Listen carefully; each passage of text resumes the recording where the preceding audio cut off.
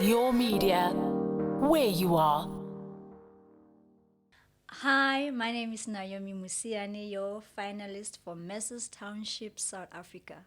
Catch me on the spiritual bar with Phumudzo.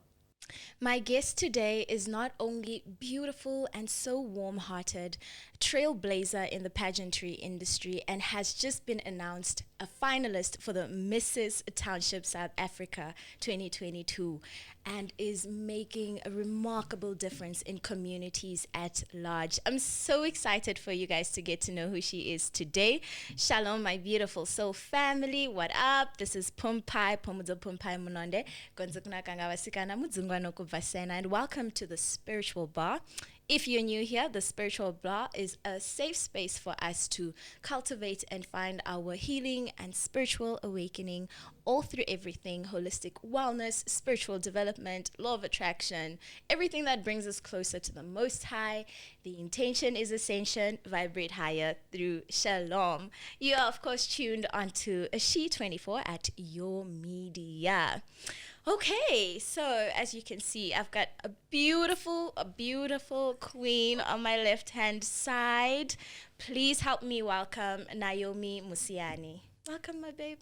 Thank you for the invitation, and it's an honor to be sitting here with I'm you. so glad to finally have you here. I'm so happy you get to share this space and time and the wisdom that you have with us and everybody that's watching. Thank you so much for the invitation, my darling. It's a I pleasure. think it's one of those where you say, there's a divine, appointment. Right, Yeah. right, exactly. And I just want to let the people know that today I really want to focus on us talking about healing our past traumas. And before we get into the nitty gritty of things, let's just give people a brief description on who Naomi is. What do you do? Okay, where do I start? At the beginning. That's the difficult part. Anyway, my name is Naomi Mosiane, as she has already mentioned, and I have been selected as a finalist for Mrs. Township South Africa. I'm so excited to embark in this journey. I'm a founder and CEO of Naomi M Foundation, the brains behind Kananelo M Trust, which we assist women with fertility issues. Mrs. Africa Worldwide 2020, Mrs. Universe Personality 2021, advocate for child abuse and women abuse. I'm a rape survivor, I'm a TB survivor, I'm philanthropist at heart. I think, not that I even think, my essence in life is to restore and to cement identity. I love that.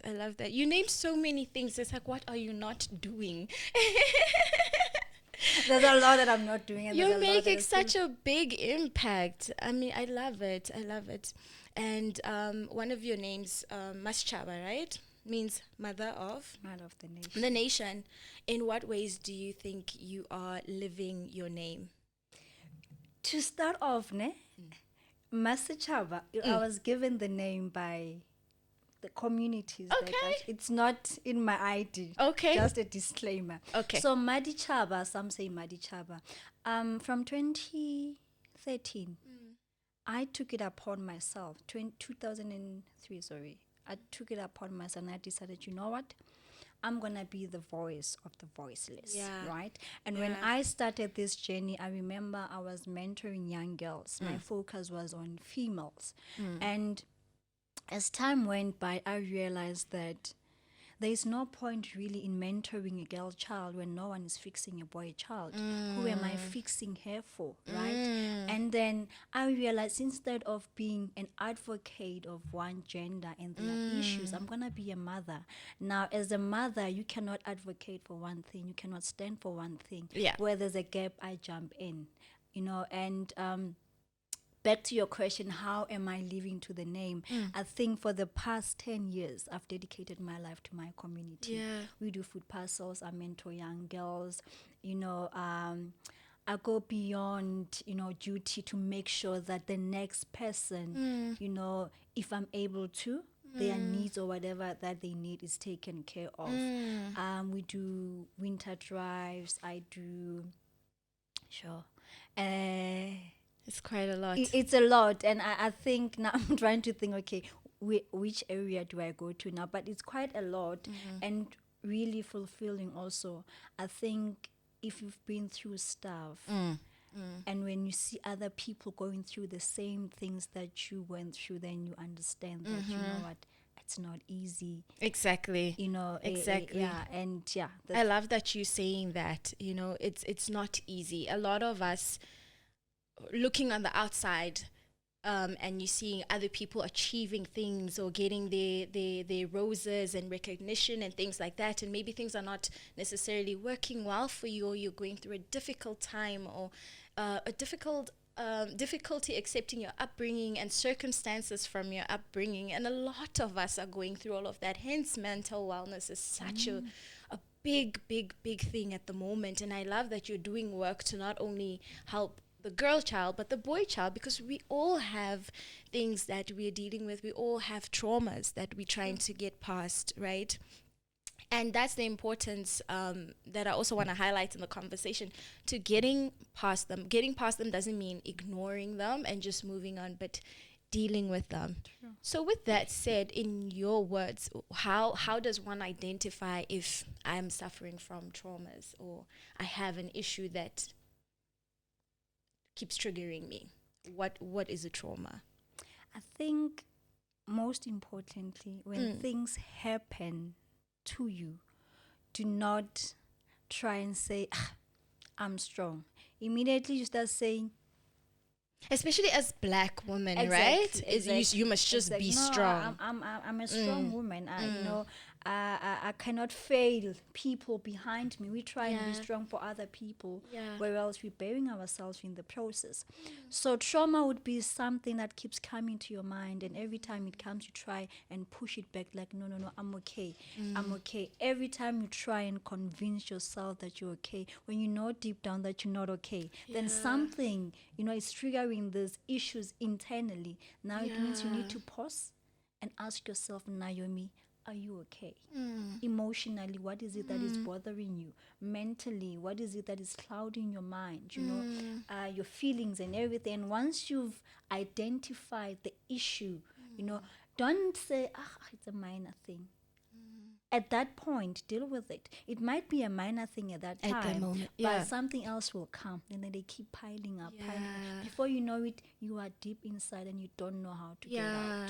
Yeah, and then it just becomes overwhelming, and you don't even know where it began, but because you haven't been facing everything that's been happening and dealing with it, you just brush it off to the side.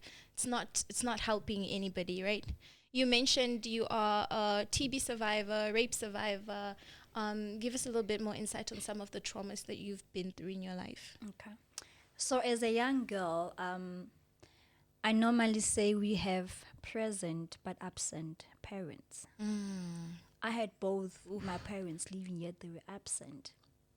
And I'm saying this because my first rapist, abuser, he abused me for 3 years. Now, if you are present in my life and I'm a child, you'll notice that there's something that is not all right with this child. You'll pick up vibes, you'll pick up stuff, And for 3 years, and this was a man of God, claimed to be a man of God. And when we first met, I remember, when you don't have a father figure, to me, he was like a father I never had. I warmed up to him. I didn't know that I was warming up to the man that's going to steal so much from me. And one day I remember he's asked me if I can keep a secret. And because obviously I trusted him and I loved him, I really did. He was a father that I never had.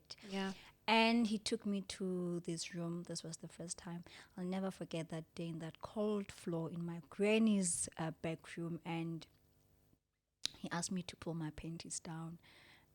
It was weird vibes, but because I'm a child, I don't even know what's happening. And I did that.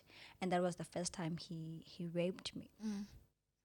And he asked me not to tell anybody, and if I did, he would hurt my grandmother. And seeing the pain that he had already put me through, it was easy for me to believe that he's capable of Yeah. hating her, you know. And I kept it Because to that fear was instilled. true. I kept it to myself for that period. And I think the question now would be, but why didn't you tell your parents? Why didn't you tell anyone? Like I said, they were absent. And not only were they absent, I used to call Kohai a boxing ring. My dad was also very abusive. And in the process, my mom became mute. She never had a voice. She could not speak nor comfort us, you know. I Yeah. remember this one time I was very sick, and I said to her, Mom, I'm sick. And she said to me, why are you telling me all of this? You want me to die of a heart attack? And I knew then that there's no place for me. There's no space for me to be vulnerable. I'm on my own. Fine, 3 years. And I remember there were times where I would bleed, and then he would dig a hole to bury those panties so that my grandmother obviously does not see them. And I didn't realize that with every panty that we buried, I was losing a piece of me. Oh, 3 years later, my mom comes to fetch me. This was now in Zeros. Now we're coming to live in Joburg. And I'm so excited. Finally, I'm free. And I didn't realize that I was walking into yet another den of my rapists. My dad had a shebeen, and my dad had issues with alcohol. Okay. My mom was always at work. yeah. So when he's had enough to drink, then I'd be left alone with the shebeen. And I think I lost count of how many men molested me in that house. One of the men that raped me is my father's friend, and the other two that just came to buy beers. I remember the first man when he raped me. I was at the back lot where he was outside. And because I had been exposed to it, so for me it was now a norm, right? When he said, take down your panties, it was easy for me. You know, I pulled them down myself because I knew what was about to happen. And I always say to people, pain is addictive. Pain is, it becomes part of you if you experienced it for the longest time. I remember when I was just in high school or just after high school, I had started imagining the husband that I want for myself. And I said, if he doesn't hit me, then he doesn't love me. If there's no pain attached to it, therefore, it's not love. It can never be love, right? Fast forward, then I met my ex-husband. And I was so happy, like, oh my God, finally, I'm going to be happy. Finally, you know, I have now myself a husband. Now I have someone that I love. But I remember on the early stages of our relationship, I had issues because he was the opposite of what I had imagined. He was a gentleman. And I remember saying to my friend, this man needs to go to jail. He must man up. He's not man enough. Because I did not understand that kind of like, it was foreign to me. I needed pain, and I could not find it anywhere, you know. And I grew up so bitter to a point that I tried killing myself so many times. You see, I've got so many scars on my hands. And when I couldn't kill myself, I tried killing my father because I believed that he was the first man to ever hurt me. And when I couldn't kill him, I was like, dude, why are you still keeping me? Can I just die, you know? I got married, and I'm excited. 5 years into the marriage, no children. And I remember I went home one day, and my mother said to me, you are barren, and your husband is going to leave you because you can't give him children. And I think because it was coming from my mother, the cut was really deep. Of course. You know, and I went home, and I was like, it's okay. And I had to go through 7 operations because they were trying to undo what those men did to me. Unfortunately, they couldn't. I can't conceive naturally. But by the grace of God, I have a daughter, which I had via IVF. That's the only way that I can conceive, you know. But I'm trusting God for giving me the strength and, you know, for being my spinal cord, because I don't believe that had it not been for God, I'd still be standing. And I normally do my checkups every year. Yeah. I went for a checkup, I think 2 months back, and my gynae was like, even IVF can help, you know, should you want to have children. And I said to her, you know what, we plan, God decides. If he wants me to have more children, I will. I've got this faith that's unshakable. Yeah. It's not over until God Yeah. says it's over. I remember when I was pregnant, they told me to abort because I was carrying a disabled baby. And when I said to that gynae, no, I can't, he said, okay, then fine, I can be your gynae because I will not bring such a child into this world. My daughter is 5, she's turning 6 today. There's nothing wrong with Yeah. her. And I remember I looked into that man's and I said, well, whoever put this baby in here, he will see to it through what happens to this child. It's Exactly, not for and me give to you the decide. strength to bring to carry through your entire journey into motherhood. Firstly, thank you so much for opening up and being so vulnerable, which I think is such a superpower. And that's one of the things that really I love about your story is you've taken something that's happened in your life meant to destroy you. And here you are a pillar, a beacon of hope, literally saving people by just speaking. You may not realize it, but hearing you explain what you've been through and coming back and seeing you now and you saying at the end of the day, God decides. And no matter what can happen to you, it's about God's final say, right? Amen. And I mean, it's so tricky because with a lot of traumatic things people are going through, it's from people that supposedly love us. It's from people that we're supposed to feel safe around. It's from people that are your family. And a lot of the times I know, especially in the Black communities, it's a big issue on education as well. When it comes to healing, our parents are going through a lot from their own generational curses and burdens, let alone us. And that's why it's so critically important, I think, to work at it, especially from like a young age, because the more you don't work on it, the more you don't face it, the more you don't try and heal from it, the more you're stuck in that place and the more you're repeating the cycle and just going to transfer it to your kids. True. Right. Yeah. How did you pick yourself up and what motivated you after you going through all the thoughts of taking your own life, wondering why you still exist? When was that moment that you felt like, okay, you know what? I'm living, I'm healing, I'm surviving. It took God. So I remember this one time, my friend said to me, let's go to church. And I'm like, okay, church, please, Imagine. please. And she kept on bothering me. Let's go to church. And one day I was like, you know what? For the sake of this one to leave me alone, let me just go to this church. Sunday we went to church. I remember I walked in and something happened, even though I was not aware, but something made me to go back because I went to church, and after church I already knew, no, I want to go back next week. Yeah.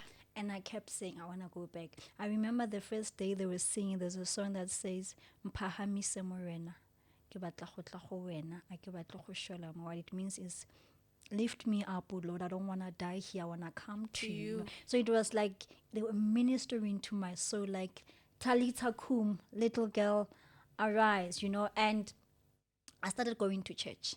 Yeah. From church, I started reading the word. From the word, then I started understanding who God is and how much God loves me, right? And there's a scripture that says we need to learn to forgive 7 times 7 a day, 7 times 77 a day, right? And as I started growing and doing my own research and finding my own healing, I started realizing that my mother could not help me. My mother could not love me because she was never loved. She needed never help knew herself. love. Yeah. Therefore, she was empty, and the only thing she could offer me was her emptiness, And in the process, then I started loving her for who she is. And my dad has not changed. And I think that was my biggest challenge. I was like, Lord, how do you forgive a person that keeps hurting you over and over again? And God said, I'm going to change how you look at him. I'm going to transform your mindset so that whatever he does, it does not affect you. It does not, what's the word I'm looking for? It does not destroy you Yeah, inside, you yeah. know.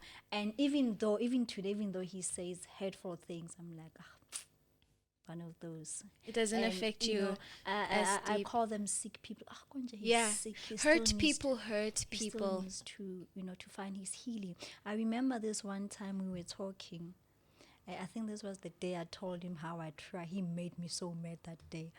And for the first time, I spoke back to my father, and he was shocked. And I said to him, "Do you know how many times I tried to kill you?" I think it was the first time I see my father speechless. And the only thing he said to me was, "So all along you've wanted to kill me." And I was like, that's the only thing you picked take up from this in the entire conversation. conversation, that I tried to kill you, Yeah. And for my healing, then I decided, you know what, I need to face my abusers. And I took a trip back to Zeros to meet the first man Yeah. who raped me. That must have been a powerful moment. When I went back, I remember I was driving with my two girls who were making noise in the car. We're talking, but immediately I saw the sign Zeros. Then reality clicked It in. triggered. Like, okay, I'm here. When I walked into his yard and I saw him, and then I started asking, why am I here? Why am I here? But then I realized me going to see him, it was never about him. It was never about, it was about me. I needed closure, and I needed to tell him that I forgive him. I love that you're saying that, because forgiveness is a large part when it comes to healing, right? As well as spirituality. And I love that you're saying that it was about you, your healing, not the next person. Because sometimes we get stuck on, no, Naomi hurt me. Yes. And I'm not going to get over it until Naomi. And it's like, stop giving her the power. True. Take the power back. True. You know? But it takes a lot to forgive, to even face the person that offended you in that way and violated you in that way. Did he ask for forgiveness? No. So I get there. So I was with this other gentleman because I had forgotten where he stays. So he gets there. He said, okay, this lady wants to talk to you. And then we were like, okay, fine, I'm going to leave. Then the gentleman leaves. And then I said to him, okay, my name is. Then I was like, he probably won't remember my name, but he will remember my grandmother's name. After I told him my grandmother's name, he was like, Ish, I think I went deaf. I can't hear you. Okay. And then please write down what you say. Wow. And then I took a piece of paper and a pen and wrote down. And he says to me, I can't see. Oh. Just leave the paper there. And when my kids come, I will ask them to read for me. And I think in that moment, then I became frustrated because I can see he knows who I am and you know. That's a and lot, yeah. eventually he said, you know what, whatever that you came here for is true. And I did it. You have done so much work, Naomi. So much work. And I love that you stepped into the situation in all its, like, the raw truth of what it is, and you're giving it to us the same way, and I commend you for that. You've taken things that were meant to hold you back and mute you and keep you from living in the fullness of your purpose, because no matter what can be happening around you, like you said to us, God can always come and reverse and change that situation. Let me not even say reverse, transform that situation, because we're not looking for reversal. We're looking for restoration. We're looking for a new, right? And you've also, with the work that you do with your foundation, this is another way of you finding your healing and helping others. Please tell us a little bit more about your foundation. So the Naomi M Foundation, the mentorship programs is to find young girls like me that don't have a voice, to try and say you're not alone. There's someone out there. Yeah. Speak, don't bury yourself. And then with the Kananelo M Trust, because IVF is very expensive. You put 50,000 on the table, no guarantees. Now, when I started with the Kananelo M Trust, I was like, I was raped. And I was left in the prison that this man caged me in. Now I need to go out there, find my own counseling. Now I can conceive not because of my own doing, because of what someone else did to me, you know. And for those women, I decided, you know what, because our government refused to help us with free fertility treatment, I'm going to be the government that the women of Africa, South Africa needs. Yeah, that's what we need. We need more powerful people like you, more powerful pillars in the community, because this thing of us waiting for the government to rescue us, it's not going to happen. And we shouldn't be waiting for anybody to save us. We shouldn't be waiting for anybody to come and help us. Let's help each other. That's what Ubuntu is. That's what Ubuntu is. And that's what we need to bring back in the communities. And I love that you're doing that. And for boys and girls from a very young age, and you're helping to build them, because you mentioned earlier how pain is addictive. And it's so true, because sometimes when you've experienced enough pain, you can't identify yourself out of that pain. True. You now become it, and you now start telling yourself, yeah, I'm worthless. I don't deserve these nice things. And these are just lies that evil just tells you, and you shouldn't believe that, no matter how many times. And I think what I want people to also realize, because you've been doing this work for so many years now, and it's not a quick fix. It requires you every single day to choose yourself, to choose your anchor, your faith, and be like, no, I'm going to fight. I'm going to keep moving and keep healing, right? I love that. What does Naomi do to like lift herself up and refill her cup? When you have some downtime, what do you like to do? I can't sing, but girl, you should hear me singing in the house. I love singing when I'm alone, but mostly when I'm down and out and when I need to refill, I go to the Word and I pray and I find my corner with Him. Yeah. And I say, Lord, your will is hurting me. And then He says, be still and know that I am God. Yeah. So every time I'm frustrated, I remember, say, be still, be still. Be still. Remember, He is God. Your faith is infectious, and I hope everybody's feeling what I'm feeling. Like, I feel you have so much love. And I told you this before, like, even before meeting you, just hearing your story and interacting with you, I just get that energy from you. And I think it's beautiful. And may you continue doing this amazing work. May you continue to find healing within yourself and empowering and helping others find their own healing.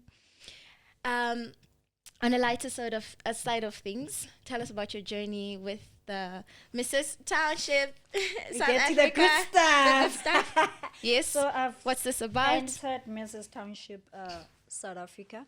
I think when I decided to join is their slogan, redefining beauty in our townships. Because if a person is thinking township, they thinking drugs, they thinking Poverty. they think all these bad things. So we want to redefine and say there's actually beauty in our township. Right. You know, there's so much that we don't know about our communities. Also, I'm also learning every day. I'm like, oh, okay. So there's things like this in my community. Yeah. I didn't. So for me, it's a learning curve. I'm enjoying it. Nice. And yeah, I'm looking forward to the grand finale. When is it? It's going to be on the 10th of September. Okay.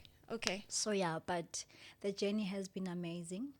I think this time I'm doing it for my township. With other pages, it was about for Naomi and what I want. But this time it's like I'm doing it for my people and for those young girls that are in townships that are looking up to you. I'm going to say, girl, you don't have to go and live in Science and to live there. You know, your best life. You can do it where you are. Build yourself up one day when you want to. Move to Sand. Don't put yourself under unnecessary pressure. I want to go to Sand. But build yourself where you are. And You when are the sentence. Sentence is just the place. Like, without people making it what it is, it's nothing. It's just literally a location. Exactly. And townships are also designed to suppress us, especially as Black people, people of color. So I love that we are redefining the meaning of township, beauty and township. beauty coming from there. I love it. How can we support you? How can we assist with your foundation as well? Where can people find you? All of that juicy stuff. You can follow me on Instagram on Naomi M Foundation. Yeah. And then follow my journey on the Mrs. Township, South Africa on Instagram and also on Facebook. I love it. And what's the one thing the final thing you want to say to everybody? Messi rewrote my life. He can do the same for you. I love it. Oh my word. Thank you so much, Naomi, for just your message, your energy, your grace, your poise, your faith. Thank you for being you. Thank you for staying and fighting. I love it. I love it so much. And I wish you all the best in everything that you do. Before we go, my soul family, I also want to leave you with a consider this moment from our mindful life. It says, we repeat what we don't repair. So as this conversation has clearly stated, let us face our demons. Let us face our trials and tribulations together. You're not alone. Everything will be okay. Let's heal and let's move and let's soar and fly. Amen. I love you so much. Until the next episode, stay blessed. May your cup continuously overflow. I wish you so much shalom. Mwah.